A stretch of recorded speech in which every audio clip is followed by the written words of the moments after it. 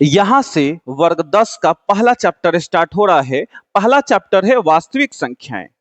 जरा गौर से देखिएगा, होता क्या है कि संख्याएं जो होती है ना,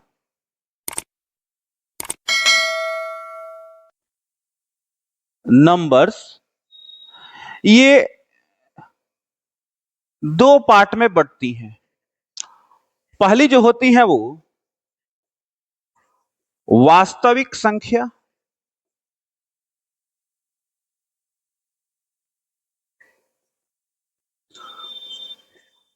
रियल नंबर, और जो दूसरा पार्ट होता है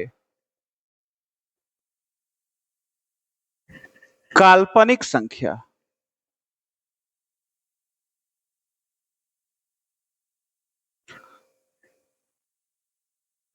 इमेजिनरी नंबर।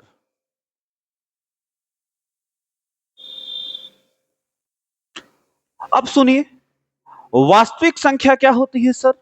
वास्तविक संख्याएं परिमेय संख्या और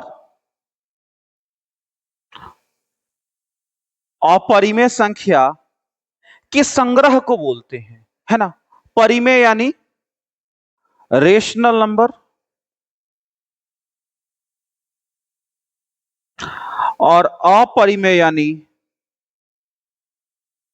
इरेशनल नंबर, है ना। यानी कि अगर हम एग्जाम्पल लिखना चाहें कि वास्तविक संख्या के एग्जाम्पल क्या होंगे, वास्तविक संख्या के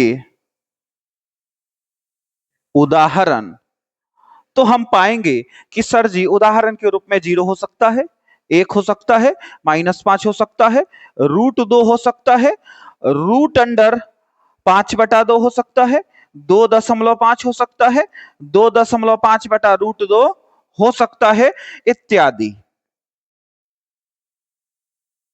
है ना।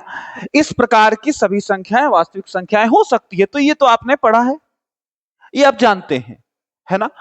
ये आप जानते हैं, इसका मतलब ये हुआ कि ये हम नहीं जानते हैं, काल्पनिक संख्याएं हमको नहीं पता है। कहां मिलेगा ये आपको 11th क्लास में मिलेगा, काल्पनिक संख्या, इमेजिनरी नंबर। लेकिन आपको अब जब वास्तविक समझना पड़ रहा है, पूरा चैप्टर आ रहा है, तो इसके साथ ही साथ इसका जो दूसरा पार्ट है काल्पनिक संख्या, उसको भी समझना जरूरी है। 11th क्लास का पार्ट है ये काल्पनिक संख्या, लेकिन थोड़ा सा आपको परिचय इसका होना जरूरी है। देखिए होता क्या है, होता ये है, एग्जाम्पल हम ले रहे हैं कि किसी क्वेश्चन में हमारे पास आता है x² बराबर -4। हम ये जानते हैं कि स्क्वायर हटेगा तो इधर रूट लगेगा, यानी कि x बराबर रूट अंडर -4 होगा। x बराबर, अब ज्यादा से ज्यादा आप क्या कर सकते हैं, ज्यादा से ज्यादा आप ये कर सकते हैं कि √4 और इंटू में -1 लिख सकते हैं कि 4 में -1 से गुना हुआ तो -4 बना। अच्छा, अब आप ज्यादा से ज्यादा दिमाग लगाएंगे तो लिख सकते हैं √4 और √1, यही ना। अब फिर आप ज्यादा से ज्यादा दिमाग लगाएंगे तो √4 को लिखेंगे 2 और इंटू में √1। ये तो पीछा आपका नहीं छोड़ रहा है। तो सर जी ये है क्या? यही इमेजिनरी नंबर है, यही काल्पनिक पार्ट है। अच्छा, तो इसको क्या किया गया 11th क्लास में, √1 को क्या लिखा गया, आयोटा, आयोटा से डिनोट किया गया, और ये जो नंबर आ गया 2i, यही हो गया काल्पनिक नंबर, है ना। काल्पनिक संख्या, इमेजिनरी नंबर, यहां पे लिख देंगे जहां i बराबर √1। बात समझे? तो ये आपके क्लास का नहीं है, आपके सिलेबस का नहीं है, लेकिन जहां आप वास्तविक पढ़ रहे हैं वहां पे काल्पनिक भी थोड़ा सा पढ़िए, समझिए, ठीक है। अब आप लोगों के जरूरत का बात, क्या क्या चीज आपको परिभाषा रहना चाहिए, बेसिक बेसिक बात, जो हमको इस पाठ करने में कोई समस्या नहीं हो, इस अध्याय को करने में कोई दिक्कत नहीं हो। डेफिनेशन की बात करेंगे कि क्या क्या डेफिनेशन जरूरी है ना। परिभाषा, एक तो परिभाषा जरूरी है आपको वास्तविक संख्या का, है ना, रियल नंबर्स, क्या होता है परिमेय और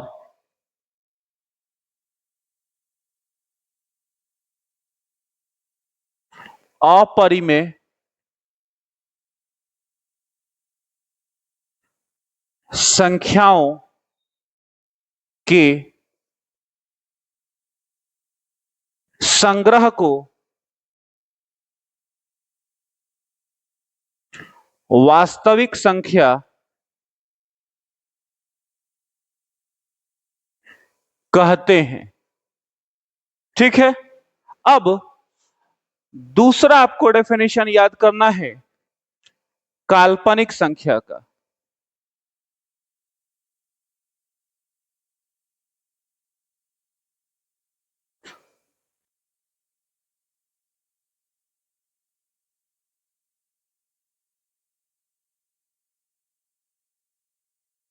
इसका क्या है कि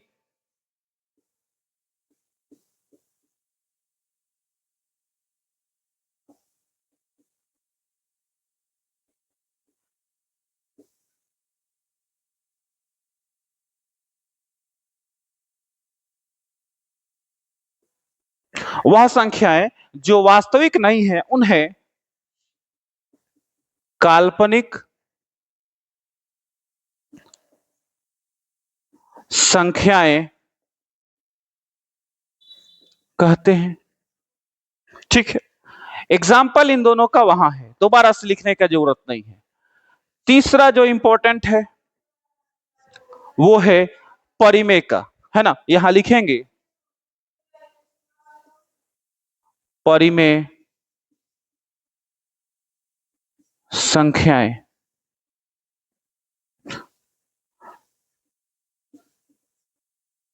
रेशनल नंबर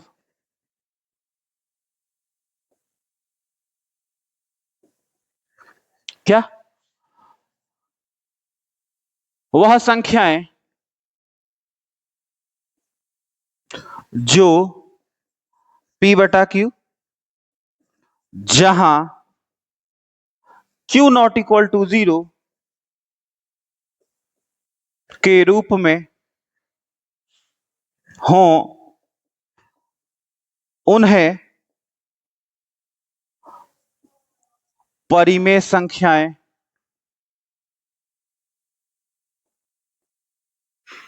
कहते हैं।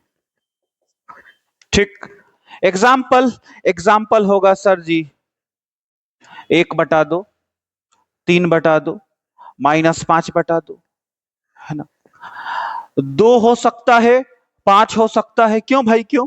क्योंकि बटा एक आप कर सकते हैं इसको। आप जानते हैं कि किसी संख्या का अगर अंश हो हर नहीं हो तो हर एक लगा सकते हैं, यानी कि 2 और 5 भी लिख सकते हैं। अच्छा, जीरो, जीरो भी परिमेय होगा क्योंकि जीरो को हम 0/1 लिख सकते हैं। 0/1 लिखना कोई गलत नहीं है, यानी कि जीरो भी क्या होगा, परिमेय होगा। अच्छा, बच्चों को यह कंफ्यूजन रहता है कि क्या √2/3 इस प्रकार का संख्या परिमेय होगा कि नहीं होगा, क्योंकि ये तो P बटा Q में है, यहाँ Q भी 0 नहीं है, तो होगा कि नहीं होगा? नहीं होगा सर, नहीं होगा परिमेय। कारण कारण यह है कि यहाँ √2 है और √2 एक अपरिमेय संख्या है, तो अपरिमेय संख्या इसमें होने के कारण ये पूरा का पूरा जो होगा वो क्या होगा, अपरिमेय होगा, परिमेय नहीं होगा। ठीक है, इसके बाद 4 नंबर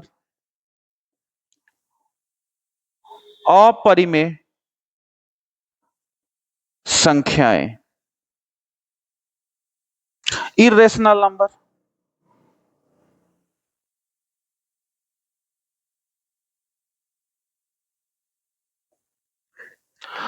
वह संख्याएं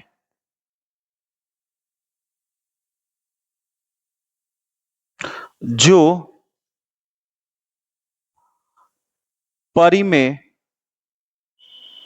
नहीं है उन्हें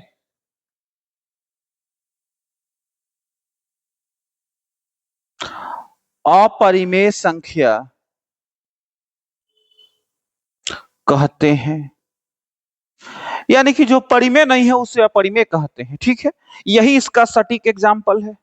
क्या, √3 √5 -√5 √3/2 √3/√2 इत्यादि, है ना जी। ये क्या हो गए? अपरिमेय संख्या हो गई। ठीक, इसमें अब जो जरूरी बात है वो ये है, जो हम बचपन से सूत्र पढ़ते आ रहे हैं, देखिएगा, नोट डाल के लिखिए। भाज्य बराबर भाजक गुना भागफल जोड़ शेषफल।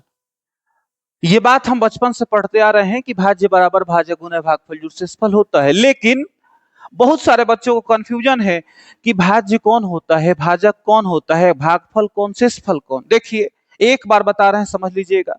बेसिक बेसिक बात पहले समझना जरूरी है, नहीं समझिएगा तो फिर क्वेश्चन कैसे बनेगा। देखिए, यहां पर हमेशा भाज्य होता है, हमेशा भाज्य। ये भाजक, जो आपको यहां सब कुछ करने के बाद जो यहां बचेगा वो शेषफल होता है। ठीक है, और सर जी इसको बोलते हैं भागफल, है ना। इसको बेहतरीन तरीके से याद कर लीजिएगा कि कभी भी कोई समस्या ना हो, है ना। ये आपका पीछा कभी नहीं छोड़ेगा। अभी नहीं पढ़िएगा तो 2-4 साल के बाद पढ़िएगा, जब नौकरी की तैयारी करना होगा।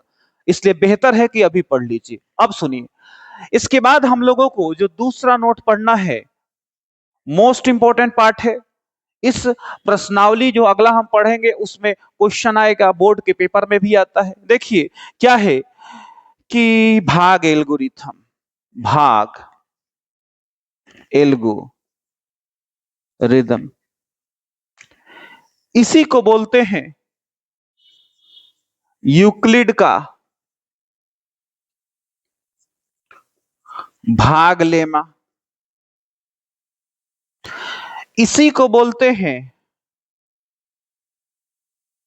Euclid algorithm. बात समझे कि नहीं समझे? इसी को बोलते हैं यूक्लिड विभाजन प्रमेयिका। ये होता क्या है, इसी को लिख दिया जाता है ए बराबर बी क्यू जोड़ आर, और एक कंडीशन लगा दिया जाता है 0 less than equal to r less than b. कहने का मतलब यह है कि आर का मान हमेशा 0 के बराबर या 0 से बड़ा और बी से छोटा होता है। अच्छा, तो ए बी क्यू आर क्या होता है, हम इसको थोड़ा बेहतर से लिख लेंगे, जहां ए बराबर होता है भाज्य, ऊपर देखिए भाज्य, बी बराबर भाजक, ठीक है, क्यू बराबर भागफल, और आर बराबर शेषफल। ठीक है ना। तो ये है भाग एल्गोरिथम, इसको याद रखना बेहद ही जरूरी है। ठीक है, अब सुनिए, तीसरा जो चीज है आपके पास, तीसरा जो चीज याद रहना चाहिए, ए बराबर बी क्यू जोड़ आर, जो कंडीशन है इसमें मौस ए बी बराबर जो होता है मौस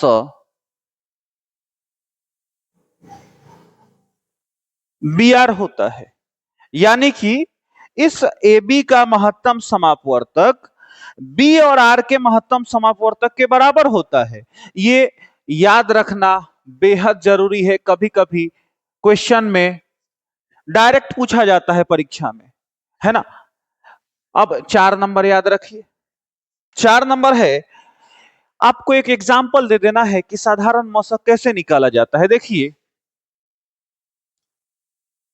साधारण मौस आधारित प्रश्न, सिर्फ आपको सिखा देना है कि एक साधारण मौसक कैसे निकलेगा। देखिए एग्जाम्पल,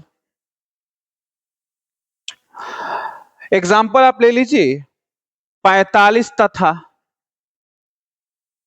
70 का महत्तम समापवर्तक ज्ञात करें। बिल्कुल साधारण तरीके से सर जी मौसा ऐसे निकलेगा, दोनों को इस प्रकार से लिखेंगे और इसको ले जाएंगे जहां तक जाएगा। 45 दूना 90 हो जाएगा, ये ज्यादा हो जाएगा तो सिर्फ एक मर्तबे जाएगा। 45 से कम 45 होगा, घटाएंगे 10 में से 5 गया 5, यहां आ गया 6, 6 में से 4 गया 2। अब इससे छोटा ये हो गया, अब नहीं जाएगा, है ना। अब करना यह है कि इसको पलट के यहां लाना है और यहां पर सिर्फ एक बार जाएगा, 2 बार जाएगा तो 25 दूनी 50, 45 से ज्यादा हो जाएगा, इसलिए एक मर्तबे। 25 से कम 25, घटाएंगे 5 में से 5 गया 0 और 4 में से 2 गया 2। फिर ये इससे छोटा है, अब नहीं जाएगा, फिर पलटेंगे, यहां पे लाएंगे 25 तो 20 से कम 20 एक मर्तबे होगा, 2 मर्तबे करेंगे, 3 मर्तबे करेंगे, ज्यादा हो जाएगा, इससे ज्यादा हो जाएगा तो सिर्फ एक मर्तबे। यहां पर 20 घट गया तो ये कट गया और यहां पे आ गया 5, फिर इससे छोटा हो गया, फिर पलटेंगे, पलटेंगे तो यहां पर 20 आएगा और 5 चौका 20। इस बार ये क्या हो गया, कट गया, यानी कि शेषफल क्या हो गया, शून्य हो गया। इसका मतलब ये हुआ अतः मौसा बराबर, अब इसमें मौसा कौन होगा, 5 होगा कि 4 होगा कि ये जो कटा है शून्य होगा, क्या होगा सर जी, मौसा हमेशा ये होगा। ये क्या है, भाजक है, भाजक हमेशा मौसा होता है, जिस राउंड में शेषफल 0 आ जाता है, यानी मौसा बराबर भाजक का मान यानी कि 5। तो ये आपका आंसर हुआ। ये बिल्कुल सिंपल सा तरीका से हमने आपको एक मौसा बता दिया। अब आइए प्रश्नावली स्टार्ट करते हैं, उसमें बेहतरीन तरीके से क्वेश्चन करते हैं। जिस तरीके से हमें बोर्ड के पेपर में लिखना होगा उस तरीके से हम प्रश्नावली करेंगे। अब यहां से पहला प्रश्नावली है, पहला प्रश्नावली में पहला क्वेश्चन है, देखिए लिखा है कि B बराबर AC है। हम इस तरह का एक एग्जाम्पल लेते हैं, लिखते हैं 15 बराबर 3 गुना 5, 3 पचे 15, 15 है ना। अब यहां पर हम लिखेंगे कि 3 15 का क्या है जी, 3 पचे 15 यानी मल्टीपल है, ये मल्टीपल का हिंदी गुणज है। ठीक इसी तरह से अगर लिखा हो B बराबर AC, है ना, B बराबर AC, यानी कि ये दोनों ही A और C, सिर्फ A ही नहीं C भी क्या है, मल्टीपल है यानी गुणज है। यानी हमारे लिए तो सिर्फ इतना ही लिखना है कि B A का क्या है, तो सिर्फ हम B A का क्या लिखेंगे, गुणज है। लेकिन एक बात ध्यान रखिए कि C का भी गुणज है, ठीक है। आगे बढ़िए, ये हो गया पहला। दूसरा क्वेश्चन हमारे पास है, A बराबर BQ जोड़ R में A बराबर 72 है ना, और B बराबर 9 है, तो R का मान बताइए। ठीक है, करना क्या है सर, सुनिए, A बराबर 72 और B बराबर 9। A का मतलब क्या होता है, भाज्य, और B का मतलब भाजक। भाज्य का मतलब 72 और भाजक का मतलब 9। भाजक कहां होता है, भाजक की पोजीशन यहां होता है और भाज्य यहां होता है, अभी तो आपको बताया। अब क्या कीजिए, यहां पे जो होता है वो कर दीजिए। क्या होता है सर, 9 अठे 72, है ना, माइनस इसमें से ये घटेगा सर जी 0 आएगा, यानी आपने यहां से पाया शेषफल बराबर जीरो। और यही तो ये पूछ रहे थे कि आर का मान बता दीजिए, यानी आर बराबर कितना हुआ, जीरो हुआ, है ना। तो आपको सिर्फ यहां पर समझना है और आपको आंसर देना है। ध्यान रखिए ये ऑब्जेक्टिव प्रश्न है, एग्जाम में भी आएंगे तो ऑब्जेक्टिव टाइप आएंगे और सिर्फ आपको समझ के आंसर आने से मतलब है। पहले क्वेश्चन में हमने आपको एग्जाम्पल से बता दिया कि ये गुणज है, आप समझ गए। दूसरे क्वेश्चन में हमने इनको ए और बी दिया था, ए का मतलब भाज्य, बी का मतलब भाजक, हमने उसको हिंदी में कन्वर्ट किया और हमने इसकी पोजीशनिंग जो होती है वहां पे इसको रखा। रखने के बाद हमने इसको भाग हो सकता है तो भाग दिया, भाग देने के बाद शेषफल जीरो बचा। शेषफल का मतलब रिमाइंडर आर, यानी आर बराबर जीरो, और ये हमारा फाइनल आंसर है। ठीक, तीसरा क्वेश्चन पे आइए। लिखा है कि b बराबर 4 है, q बराबर 5 है और r बराबर 1 है, तो हमें a का मान बताना है। ध्यान रखिए हमने फॉर्मूला पढ़ा था a बराबर बी क्यू जोड़ r। इन सब का हमें मान भर देना है, भरिए। तो a बराबर 4, b के जगह पर 4 और q का मतलब 5 और प्लस r यानी 1, तो 4 पचे 20 प्लस 1, यानी आपका आंसर आ गया a बराबर 21। अब आइए 4 नंबर पर, क्वेश्चन है, देखिए लिखा है a बराबर 37, b बराबर 4 और r बराबर 1, तो हमें मान निकालना है कि q बराबर क्या होगा। सिंपल फॉर्मूला भरिए, a बराबर बी क्यू जोड़ r।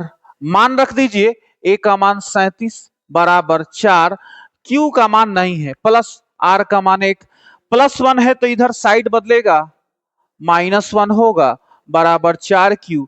37 में से 1 गया 36 बराबर 4q, तो 36 बटा 4 बराबर q, और यहां से कट जाएगा, यानी q बराबर 9 मिल जाएगा, और यही आपका फाइनल आंसर है। ठीक, अब 5 नंबर क्वेश्चन है। 92 बराबर 12 गुना 7 जोड़ 8। सबसे पहले आप यहां से a बराबर b q जोड़ r करके आप यहां से मान निकाल लीजिए। a का मान 92, b का मान 12, q का मान 7 और r का मान 8। हमने तुलना करके इससे हमने क्या किया, इनके मान को निकाल लिया। अब जो ये पूछ रहे हैं उस पर आ रहे हैं, ये हमसे कह रहे हैं कि मौस 92 12 बराबर मौस 12 कोमा डॉट डॉट डॉट बराबर ज्ञात कीजिए। देखिए हमने एक चीज पढ़ा है, चूंकि मौस ए बी बराबर मौस बी आर पढ़े हैं। तो यहां पर ए बी का मान सर जी देखिए 92 और 12, तो 92 और 12 है, यानी मौसा ए बी हो गया, बराबर मौसा बी आर, तो बी का मान 12 और आर का मान 8, तो बी का मान 12 तो है लेकिन आर का मान यहां नहीं है, तो आर का मान यहां भर लीजिए, है ना। हमने यहां 8 भर लिया, है ना। तो एक तो आपको आंसर यहां से मिल गया।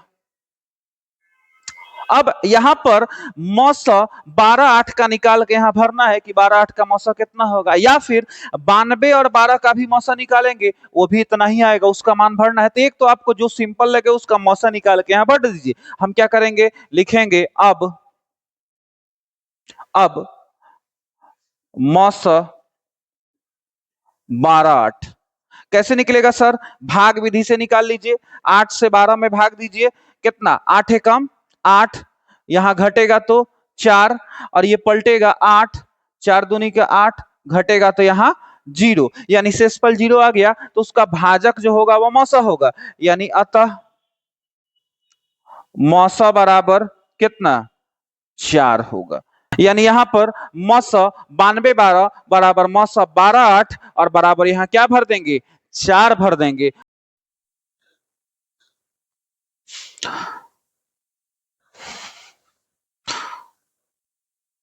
अब 6 नंबर क्वेश्चन है, यहां पे लिखा है कि 42 बराबर 35 गुना 1 जोड़ 7 और 35 बराबर 7 गुना 5 जोड़ 0, और हमसे कहा जा रहा है कि मौस 42 35 बराबर क्या होगा, बताइए। अगर आपको कुछ भी नहीं आता है तो आप करेंगे ये कि 42 और 35 का सिंपल साधारण मेथड से मौसा निकाल देंगे। सिंपल मेथड क्या है कि छोटे वाले से बड़े वाले में भाग दीजिए और भाग विधि से चलिए, एक मर्तबे जाएगा, यहाँ 35 आएगा, घटेगा तो 7 होगा, ये कटेगा, फिर अब ये इससे छोटा हो गया तो इसको पलट दीजिए, यहाँ पे 35 आएगा, 7 पचे 35, यहाँ पे 0 आ गया, यानी इस स्टेप में क्या हुआ कि शेषफल 0 आ गया, तो उसका भाजक जो होगा यानी मसा हो जाएगा, यानी महत्तम समापवर्तक बराबर कितना 7। ठीक है, तो एक तो तरीका ये हो गया आपका, है ना। दूसरा तरीका क्या है, दूसरा तरीका यूक्लिड एल्गोरिथम की मदद से आप निकाल पाएंगे। देखिए सबसे पहले जो डाटा दिया है उसको लिखेंगे 42 बराबर 35 गुना 1 जोड़ 7 और फिर 35 बराबर 7 गुना 5 जोड़ 0। अब हम इन दोनों स्टेप को गौर से देख रहे हैं तो देख ये रहे हैं कि यहाँ पर शेषफल 0 है, यानी शेषफल 0 हो गया तो उस स्टेप का भाजक क्या होगा, महत्तम समापवर्तक हो जाएगा। तो लिखेंगे अर्थात यूक्लिड एल्गोरिथम से मौसा बराबर 7। ठीक है, आंसर। अब इस क्वेश्चन में ए और बी का मान दिया हुआ है। लिखिए ये आपका पहला क्वेश्चन, ए बराबर लिखा है 10 और बी बराबर लिखा है 3, यानी कि भाज्य बराबर लिखा है 10 और भाजक बराबर लिखा है 3। अच्छा, इनकी पोजीशनिंग देखिए, भाज्य हमेशा यहां रहता है, भाजक हमेशा यहां। भाग दीजिए, 3 तिरिका 9, घटेगा तो 1। अब ध्यान से देखिए आपको क्या क्या मिल रहा है। सर जी आपको मिल रहा है यहां से शेषफल बराबर क्या 1 और भागफल बराबर 3, है ना। अच्छा, इसका मतलब हुआ कि R बराबर 1 और Q बराबर 3। बात समझ में आया। अब देखिए इसको आप सेट भी कीजिएगा किस पर, A बराबर बी क्यू जो R पर, है ना। तो A का मान 10, B का मान 3, Q का मान 3 प्लस R का मान 1। देखिए 3 3 का 9 1 10 और 10 बराबर 10, है ना। तो यहां से हमने क्या किया, इस तरीके से मान निकाला, जो कि बिल्कुल सिंपल तरीके से हमारा बन गया। क्या किया, a बराबर 10 b बराबर 3 था, तो a को हम भाज्य बोलते हैं तो भाज्य बराबर 10 लिखा, b को भाजक बोलते हैं, है ना। भाज्य बराबर भाजक गुने भागफल जुड़ शेषफल, a बराबर भाज्य b बराबर भाजक, तो भाज्य और भाजक लिखा, इनको पोजीशन के अनुसार भाग दिया, है ना। हमने आपको अभी बताया था ना कि भाज्य ये होता है, ये भाजक, ये शेषफल और ये भागफल। तो हमारे पास जो था उनको हमने, इनको और इनको सिर्फ अपने जगह पर रखा, उसके बाद भाग दे दिया, उसके बाद हमको ये और ये मिला, है ना, मिला। तो ये क्या मिला है, ये हमारा शेषफल मिला है यानी शेषफल बराबर 1, और ये हमारा भागफल मिला है यानी भागफल बराबर 3, शेषफल यानी r बराबर 1, भागफल यानी q बराबर 3, और हमने इसको वापस से सजा दिया। देखा हालांकि इसका भी सजाने का भी जरूरत नहीं है, यहीं से आपका आंसर हो जाएगा, लेकिन फिर भी हमने सजा के चेक किया, बिल्कुल सही है, और आपका आंसर हुआ 1 और 3। ठीक, अब क्वेश्चन नंबर 2 है। इस क्वेश्चन में है a बराबर 4 और b बराबर 19। इसका मतलब है कि भाज्य बराबर 4 और भाजक बराबर 19, है ना। भाग दीजिए, भाजक से यानी 19, भाज्य में यानी 4 नहीं जाएगा, है ना, क्योंकि 19 बड़ा है 4 छोटा है, नहीं जाएगा। इसका मतलब यह हुआ कि हम अब अपना तरीका लगाएंगे, a बराबर बी क्यू जोड़ r, है ना। a का मान कितना है सर, 4 है, b का मान कितना है 19 है। अब जरा सुनिए ध्यान से, नहीं जाएगा यानी किससे जाएगा, 0 से जाएगा, है ना। यानी गुना में जीरो, जीरो मर्तबे ले गए तो 19 में जीरो से गुना हुआ कितना आया, जीरो आया। तो ये वाला पार्ट हमको दिया जीरो, तो हमको कितना चाहिए, 4 चाहिए। तो जीरो में कितना जोड़े कि 4 आ जाए, सर जी 4 जोड़ लीजिए। यानी अतः हमको मिला यहां पर Q बराबर 0 और R बराबर 4। तो ये आपका फाइनल आंसर हुआ। ठीक, अब क्वेश्चन नंबर 3 पर आइए। 3 नंबर क्वेश्चन है A बराबर 81 और B बराबर 3। देखिए क्या करना है, लिखना है भाज्य कौन है, A का मान यानी 81, भाजक कौन है, B का मान यानी 3। अब क्या कीजिए, भाज्य हमेशा भीतर रहेगा, भीतर रहेगा। इसका मतलब ये हुआ कि यहां लिखा जाएगा 81 और यहां पे 3, भाग दीजिए।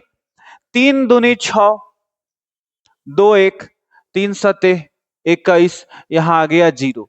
यानी हमने पाया शेषफल बराबर 0 और भागफल बराबर 27। यानी कि यहां से R बराबर 0 और यहां से Q बराबर 27 और ये आपका फाइनल आंसर है। ठीक, अब क्वेश्चन नंबर 4 पर आइए। 4 नंबर क्वेश्चन है A बराबर 27 और B बराबर 2, है ना। यहां पे लिखिए भाज्य बराबर 27 और भाजक बराबर 2। क्या करना है, भाज्य को हमेशा बीच में रखना है। यानी 27 में भाग लगेगा 2 से, एक मर्तबे जाएगा, घटेगा तो 1 7, 2 8 16 और यहाँ पे 1 बचे। यानी कि हमने यहां से पाया शेषफल, बोलिए कितना है शेषफल, 1 है और भागफल 18 है। यानी कि R बराबर 1 और Q बराबर 18 और ये आपका फाइनल आंसर हुआ। ठीक।